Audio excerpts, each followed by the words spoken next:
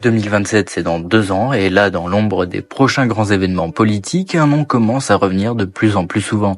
Jordan Bardella, c'est le président du Rassemblement National, et clairement, il veut prendre les rênes de la France. Mais la question est-ce qu'il est vraiment prêt à le faire? Et surtout, est-ce qu'il est prêt à gérer l'énorme bordel que ça implique? Marine Le Pen, quant à elle, a pendant longtemps incarné l'opposition à la République en marche. Elle a redonné une certaine crédibilité au RN en le dédiabolisant, en le rendant plus acceptable aux yeux du grand public.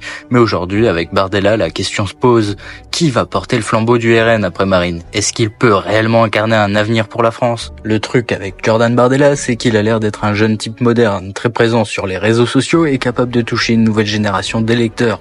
Mais derrière ce discours clean et rassembleur, il y a une vraie bataille à l'intérieur du RN, parce que le parti est très divisé entre ceux qui veulent continuer sur la ligne dure de Marine Le Pen et ceux qui, comme Bardella, veulent l'adoucir un peu pour gagner plus de monde.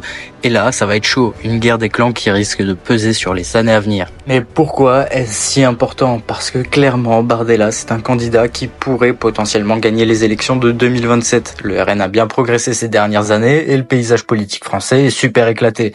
Macron n'a pas la même popularité qu'avant et les partis traditionnels comme la droite classique et la gauche sont plus divisés que jamais. Mais est-ce qu'il a vraiment les épaules pour gérer ce bordel-là?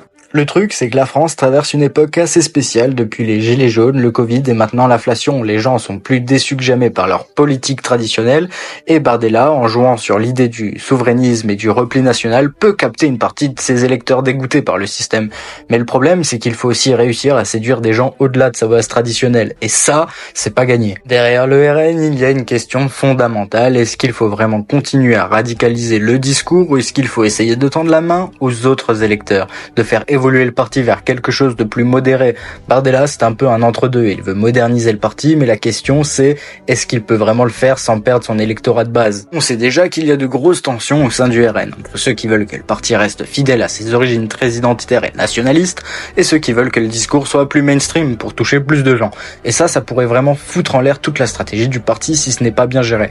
C'est un peu le jeu politique en mode gros casse-tête. En 2027, le vrai défi ne sera pas seulement de voir qui va gagner, mais aussi de voir quel modèle de France les gens vont choisir. Est-ce qu'ils vont opter pour un retour à une forme d'autorité forte et nationaliste, ou est-ce qu'ils vont vouloir un système plus inclusif, capable de réconcilier tout le monde? Les tensions sont fortes et tout le monde a son mot à dire. Alors, qu'est-ce qu'on en retient? Bardella a l'air d'être un jeune ambitieux, prêt à tout pour arriver au sommet, mais il a un moment charnière de sa vie, entre radicalisation et modernisation. La question est de savoir si ce modèle peut fonctionner dans une France de plus en plus fracturée. En tout cas, à 2 ans des élections de 2027, s'annonce déjà comme un énorme coup de théâtre. Et ça va sûrement être le sujet principal de tous les débats dans les mois à venir. Juste après Bardella, vous ne rêvez pas, c'est bien Cyril Hanouna, candidat à la présidentielle de 2027. C'est peut-être le plus gros troll politique de l'année ou le début de quelque chose de très sérieux. Et si un animateur télé connu pour ses blagues douteuses et ses clashs en direct devenait demain un homme politique avec des ambitions réelles? Spoiler, c'est pas si absurde que ça. Fin avril 2025, le magazine Valeurs Actuelles balance une couverture choc. 2027, le candidat Hanouna. C'est pas une blague, il parle d'un pari fou, d'une stratégie réfléchie et de contact avec des figures politiques pour organiser une entrée sur scène. Très vite, tout le monde s'enflamme. Jordan Bardella en rigole, Manuel Bompard se moque, mais dans le fond, ils prennent tous un peu le temps de réagir. Parce qu'en France, aujourd'hui, la politique est en train de changer. Et surtout, l'idée qu'un homme populaire, présent tous les soirs à la télé, pourrait rassembler un électorat, ça fait flipper pas mal de monde. Hanouna, lui, il a construit un vrai empire médiatique. Des millions de téléspectateurs, un lien direct avec ce qu'il appelle la vraie France, et surtout une parole de plus en plus politisée depuis la crise des Gilets jaunes. Depuis quelques années déjà, il invite des ministres pour faire des débats politiques en direct et s'affiche comme la voix du peuple. Certains le voient déjà comme une sorte de populiste télévisuel, un Berlusconi version canapé et energy drink. Est-il vraiment candidat? Aujourd'hui, il joue avec l'ambiguïté, il dit qu'il va dire la vérité bientôt. Mais en attendant, il fait parler de lui. Il crée le buzz, il mesure l'impact stratégique, c'est malin. Il tâte le terrain, il n'a pas besoin de se déclarer, il teste l'idée dans l'opinion et franchement, on vit dans une époque où Trump a été élu aux États-Unis, où Zelensky en Ukraine était un ancien humoriste. Alors pourquoi pas Hanouna en France? Alors faut-il s'inquiéter? Pas forcément, mais il faut comprendre ce que ça révèle. En 2025, une partie des Français ne croit plus aux partis, ni aux politiques classiques. Ils veulent des visages nouveaux, des gens hors système. Et Hanouna, qu'on l'aime ou pas, il l'incarne ça. Est-ce qu'il sera candidat en 2027? On verra. Mais une chose est sûre, la politique française est peut-être en train de changer de visage, littéralement. Eh, comment ils vont tous? Bon, j'ai réglé un peu l'allumage à l'arrache, c'est un peu ma pause café, mais j'en profite déjà, si vous avez aimé cette vidéo, n'hésitez pas à la partager, la liker, la commenter, c'est super important. 2027 s'annonce rempli de surprises, donc on n'est pas au bout de nos surprises. Et j'ai 2-3 mots à vous dire, deux petites choses. Premièrement, premier point, j'invite personne à voter pour l'un ou pour l'autre en 2027. Ça, c'est en vos âmes et conscience. Voilà. Juste ça comme ça. Et j'avais fait une vidéo aussi concernant Cyril Hanouna, la fameuse veste à 3007, je sais plus, le short est toujours disponible. J'ai mal jugé un personnage plus complexe que ça. Je ne m'en veux pas parce que c'est vrai que aujourd'hui, il est facile de mettre quelqu'un dans une case et de lui coller une étiquette. Je me suis trompé. Effectivement, ça arrive à tout le monde et c'est bien de le reconnaître. Parce qu'il y a des personnages qui sont plus complexes qu'ils n'y paraissent.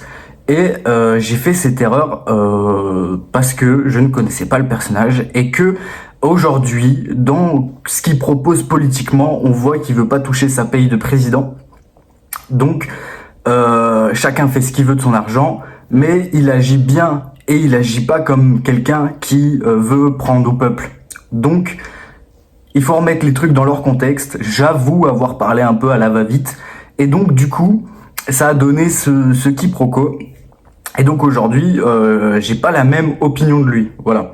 C'est pas pour autant que moi, je vais inciter les gens à voter pour lui, ou moi, je vais voter pour lui. Ça, c'est comme je dis, aux âmes et consciences de tout le monde. Chacun fait ce qu'il veut.